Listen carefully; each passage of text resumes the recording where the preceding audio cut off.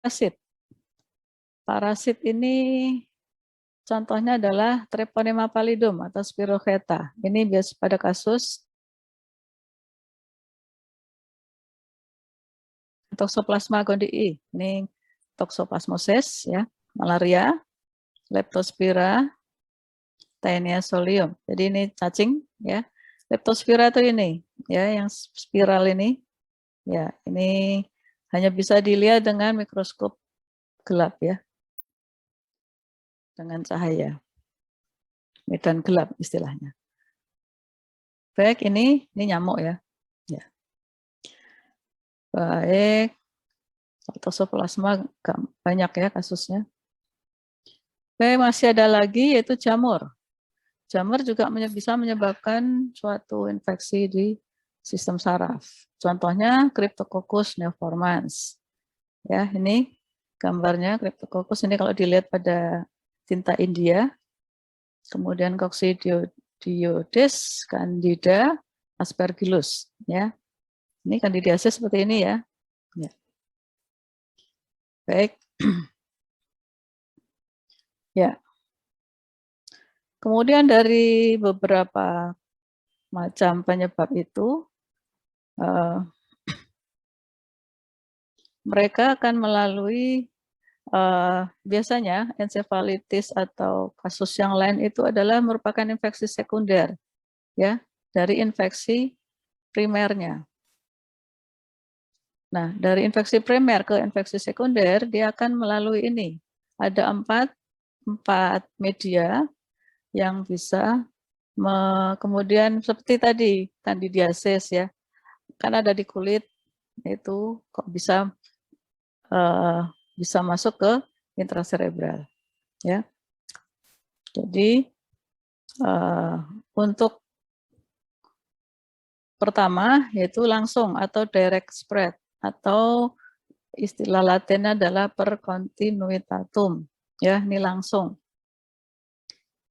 Hematogen, ini bakterinya masuk ke intrakranial melalui sirkulasi darah.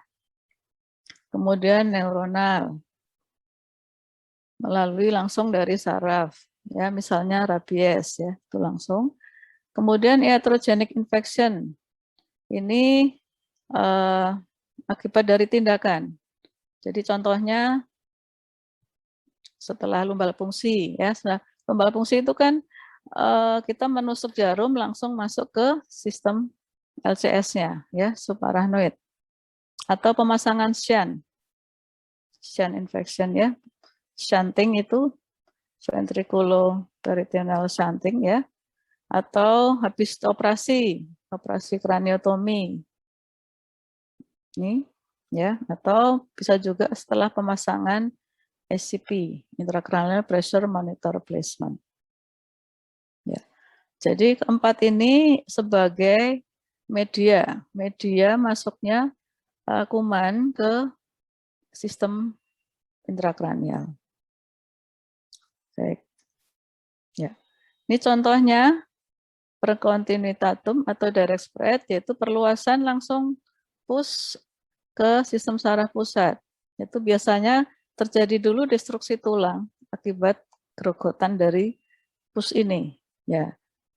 Contohnya kasusnya adalah trauma kepala terbuka, ya, atau osteomyelitis di kranium. Bisa juga otitis media purulenta, ya. Bisa juga mastoiditis purulenta. Bisa juga sinusitis purulenta, ya. Kalau hanya akut nggak bisa, ya, jadi harus ada push-nya. Baik, kita lihat gambarnya. Nah, ini contohnya pada otitis media, ya. Otitis media sistem telinga tengah kan di sini, ya. Ini kan langsung berbatasan dengan intrakranial, ya.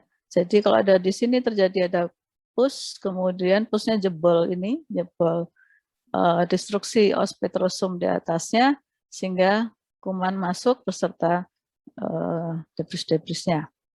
Ya. Kemudian contohnya pada mastoiditis, ya, mastoid mana mastoid? Ini, ya, Nah, di sini terjadi ada pus, mastoid juga langsung berhubungan dengan langsung ke intrakranial. Ya, ini tahu mastoid. Ya, langsung di sana tidak ada penghalang, hanya tulang saja.